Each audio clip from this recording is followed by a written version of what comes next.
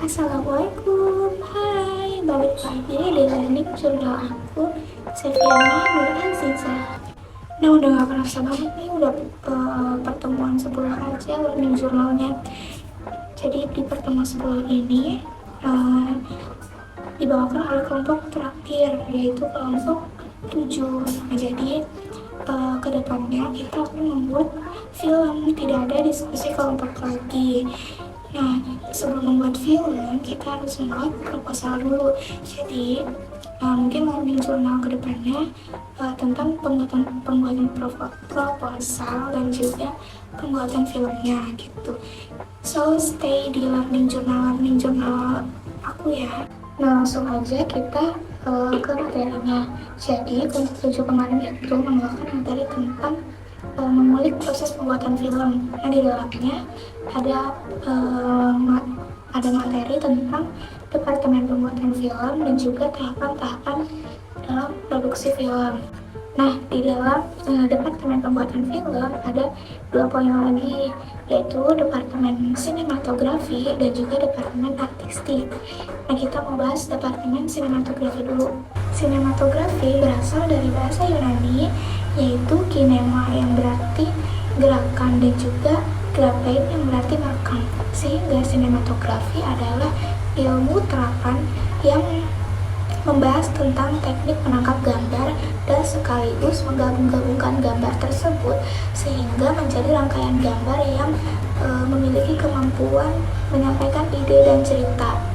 Seorang sinematografer adalah orang yang bertanggung jawab atas semua aspek visual dalam pembuatan film, mencakup interpretasi visual pada skenario, kemudian mencakup jenis bahan baku yang akan dipakai, kemudian mencakup pemilihan jenis kameranya, lensa kameranya, jenis filter yang akan dipakai, jadi semua aspek visual dalam pembuatan film. Nah, selanjutnya ada unsur-unsur sinematografi. Nah, dalam sinematografi ini, sinematografer bisa di dalamnya melakukan setiap adegan, tetapi juga mengontrol dan bertugas mengatur dan mengontrol seluruh pengambilan gambar. Nah, dalam unsur-unsur sinematografi itu terbagi menjadi 5, yaitu ada angel shoot, high shoot, composition, continuity, dan cutting. Nah, angel shoot itu merupakan sudut pengambilan gambar oleh kamera pada suatu objek. Nah, sudut pengambilan ini secara garis besar dibagi menjadi 3 bagian, yaitu sesuai dengan dinamika yang tercipta, yaitu normal angle atau eye level. Kemudian ada high angle, juga ada low angle. Nah, jadi pada dasarnya beberapa bagian itu memiliki fokus motivasi yang berbeda-beda gitu. Nah, kita langsung aja bahas. Nah, close up shoot ini ada 4 bagian. Yang pertama, extreme close up, yaitu merupakan pengambilan gambar yang sangat dekat sekali. Jadi cara mengambil gambarnya itu dengan dekat, gitu ya, seperti ini, dengan dekat. Gitu. Memperlihatkan detail suatu objek yang secara jelas, seperti mata, hidung, mulut, bahkan seperti ini ya. Jadi termasuk extreme close up, yaitu cara pengambilannya yang sangat dekat sekali. Nah, selanjutnya ada masih pada bagian close up shoot. Ada big close up. Nah, big close up ini sering digunakan untuk menekankan keadaan emosional objek. Nah, tip shoot ini biasanya mengambil objek manusia hanya bagian kepalanya saja gitu, kayak bagian kepalanya saja gitu ya, kayak seperti ini. Nah, selanjutnya lagi ada close up. Close up ini biasanya mengambil objek manusia mulai dari bahu hingga kepala. Kan kalau tadi kepalanya saja kayak gini ya, itu kepalanya saja, itu namanya big close up kalau kepalanya saja. Nah, kalau yang close up ini dari bahu hingga kepala seperti ini gitu. Close up juga berguna untuk menampilkan detail dan dapat digunakan sebagai cut-in. Masih di bagian close up shoot, yang terakhir ada medium close up.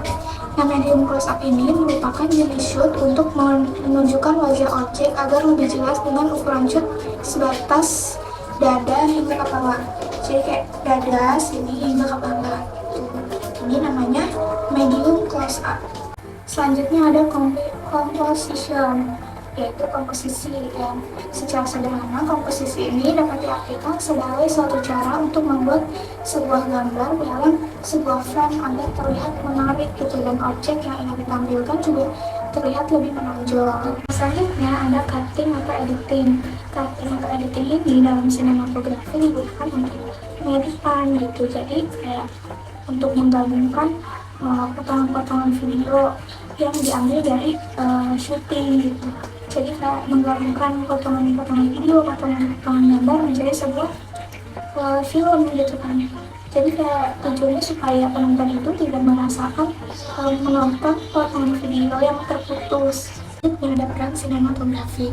Peran sinematografi itu ada 3 bagian, yaitu pada tahap praproduksi, produksi, dan juga pasca produksi. Nah, di sini pada tahap praproduksi yang harus dilakukan oleh sinematografer adalah membaca skrip terlebih dahulu gitu, dan berdiskusi dengan sutradara untuk menentukan look film yang akan dibawakan gitu, yang akan ditampilkan. Nah, pada saat tahap produksi, sinematografer ini akan memastikan semua rancangan tata cahaya dan juga kamera yang sudah disetujui saat praproduksi itu dapat dieksekusi dengan lancar gitu, dapat digunakan dengan lancar. Jadi kayak memantau dan juga memastikan kembali gitu.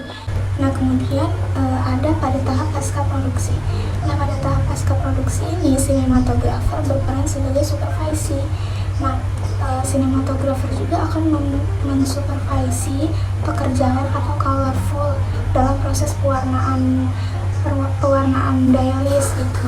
Nah, proses pewarnaan ini lebih baik dicoba untuk pembuatan teaser atau trailer gitu. Selanjutnya ada departemen artistik. Nah, departemen artistik ini terbagi menjadi 12 bagian, lebih banyak. Nah, departemen artistik sendiri ini adalah departemen yang menyusun segala sesuatu yang melatar belakangi cerita film. Jadi kayak yang menyangkut pemikiran tentang setting gitu. Jadi kayak yang pinter-pinter dalam setting. Nah, setting sendiri itu apa? Setting itu adalah tempat dan waktu berlangsungnya cerita film. Nah, selanjutnya ada wardrobe. Wardrobe ini sebagai departemen pemarah yang mengatur penampilan serta kostum dari aktor atau aktris yang akan muncul pada film tersebut. Jadi kayak dalam wardrobe ini ada desainernya juga gitu, ada kostum desainernya. Jadi ada yang mengatur kostumnya para aktris dan para aktor gitu. Selanjutnya ada properti atau set design. Nah, set design ini tugasnya yaitu mengatur properti perlengkapan set dekorasi. Jadi kayak set dekorasinya itu pada perfilman itu ada apa aja, kayak ada meja atau ada kursi atau ada karpet. Jadi dalam film itu karpet itu ditaruh di mana posisinya, mejanya ditaruh di mana, kursinya ditaruh di mana begitu. Selanjutnya ada departemen tata rias atau make up.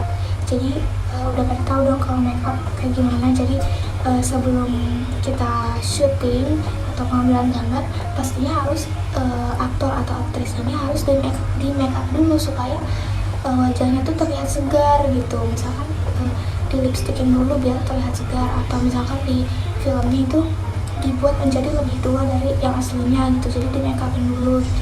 Dan selanjutnya masih banyak ke bawah, kayaknya aku sebutin aja, siapa tahu kalian juga paham, soalnya takutnya memakan waktu banyak kayak video sebelumnya. Nah, yang selanjutnya setelah tata rias atau make up itu ada desainer produksi atau production designer. Nah, terus ada art director, kemudian ada asisten art director, kemudian ada desainer set, kemudian ada graphic designer, kemudian ada set dekorator, kemudian ada buyer atau runner, kemudian ada props master, dan yang terakhir ada props builder. Selanjutnya ada materi tentang tahapan-tahapan pembuatan film. Nah, terbagi menjadi 3 lagi, yaitu ada tahap praproduksi, tahap produksi, dan juga tahap pasca produksi. Nah, tahap praproduksi ini adalah tahap awal pencarian data. Nah, di mana data tersebut itu akan digunakan sebagai pedoman untuk melakukan tahap produksi. Nah, apa saja sih yang dilakukan dalam tahap praproduksi? Nah, yang dilakukan dalam tahap praproduksi ini yaitu membahas tentang menetapkan konsep film, baik cerita, naratif, maupun teknis atau sinematografis. Nah, dalam tahap praproduksi ini, apa saja yang harus dilakukan? Yang harus dilakukan adalah menganalisis ide cerita, kemudian menyiapkan naskah skenario, kemudian merekrut pekerja filmnya, kemudian menyusun jadwal dan budgetingnya, kemudian hunting lokasinya, jadi memilih lokasi yang tepatnya atau survei tempat gitu ya, kemudian menyiapkan kostum dan propertinya, kemudian menyiapkan peralatan, kemudian yang terakhir yaitu casting pemain atau pemilihan pemain, aktris, dan aktornya. Nah, selanjutnya setelah tahap praproduksi film ada tahap produksi filmnya gitu. Jadi pada tahap ini, tahap produksi film ini yang paling menentukan keberhasilan produksi film. Jadi pada tahap ini tuh tahap yang paling menentukan gitu keberhasilan film ini bagus apa enggak gitu. Nah, yang perlu diperhatikan dalam tahap produksi film ini, faktor yang paling penting adalah yaitu pertama manajemen lapangan. Nah, yang kedua ada kegiatan syutingnya. Nah, yang ketiga ada tata settingnya. Yang keempat ada tata suara. Dan yang kelima ada tata cahaya. Yang keenam ada tata kostum atau wardrobe. Yang ketujuh ada tata riasnya. Nah, yang selanjutnya ada tahap pasca produksi. Nah, tahap pasca produksi ini yaitu tahap terakhir dari pembuatan film gitu, dari produksi film. Nah, dalam tahap pasca produksi ini biasanya yang dilakukan yaitu pengeditan dari apa-apa yang sudah kita ambil. Jadi tahap ini sering disebut sebagai proses editing, yakni suatu proses memilih atau menggunting gambar dari hasil syuting dengan cara memotong gambar ke gambar atau cut to cut, atau dengan menggabungkan gambar-gambar dengan menyisipkan sebuah transisi gitu. Nah, mungkin itu saja yang bisa aku review dari pertemuan ke-10 ini. Kurang dan lebihnya mohon dimaafkan. Sampai bertemu di learning journal aku selanjutnya.